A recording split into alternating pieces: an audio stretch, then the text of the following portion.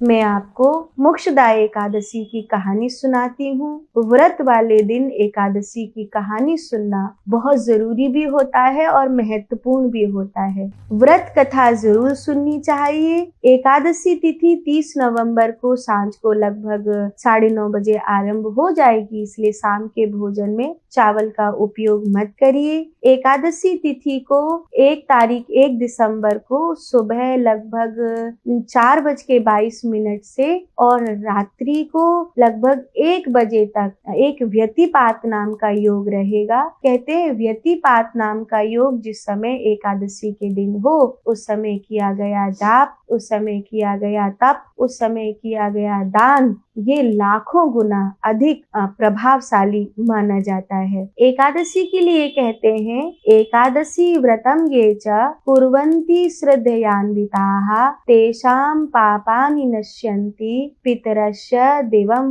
यान्ति। अर्थात कोशिश करिए कि जो ये एकादशी है, इस व्रत का जो पुण्य है वो मेरे पितरों को, पूर्वजों को, मेरे उन सभी लोगों को प्राप्त होवे जो अब इस दुनिया में नहीं है। इसलिए इसका नाम मोक्षदा एकादशी रखा गया है। कहानी बहुत प्यारी है इस एकादशी की। कहते हैं गोकुल गांव में एक राजा रहा करते थे, उनका नाम था वैखानस। वो राजा अच्छे थे, धर्मात्मा थे, लेकिन उन्होंने एक बार स्वप्न में देखा कि उनके पिता पीड़ा पा रहे हैं।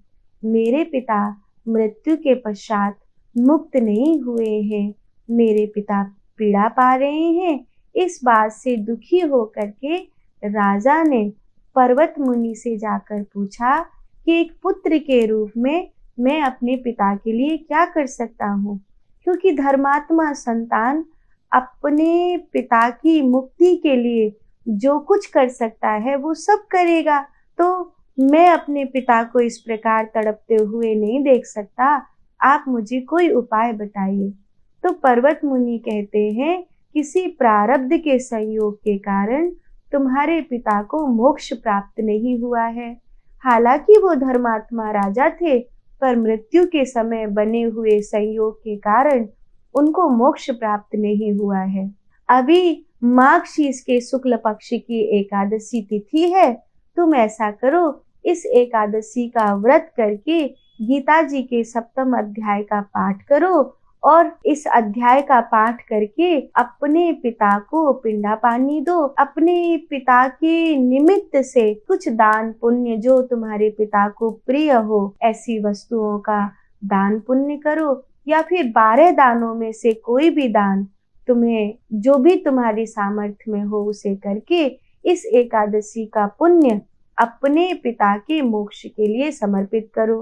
कहते हैं राजा ने ऐसा ही किया और उस पूरे गोकुल गांव ने देखा कि राजा के पिता मुक्त हो गए हैं और उनकी मुक्ति के संकेत भी राजा को स्पष्ट मिलने लगे। पर्वत मुनि ने इस एकादशी की महिमा सुनाई। इस एकादशी की महिमा भगवान कृष्ण ने युधिष्ठिर जी को भी बताई है। एकादशी का ये व्रत विशेष रूप से मोक्ष के लिए किया जाता है, तो आप और हम सब मिलकर इस एकादशी का व्रत करेंगे और ये एकादशी हम सब के लिए शुभ हो, ऐसी हम प्रार्थना करेंगे। आप सबके लिए मोक्षदा एकादशी शुभ हो, मंगलमय हो। एक बार पुनः आप सभी को मोक्षदा एकादशी की बहुत सारी शुभकामनाएं। मैंने आपको कहानी सुनाई है, इस कहानी को जन जन तक पहुंचाना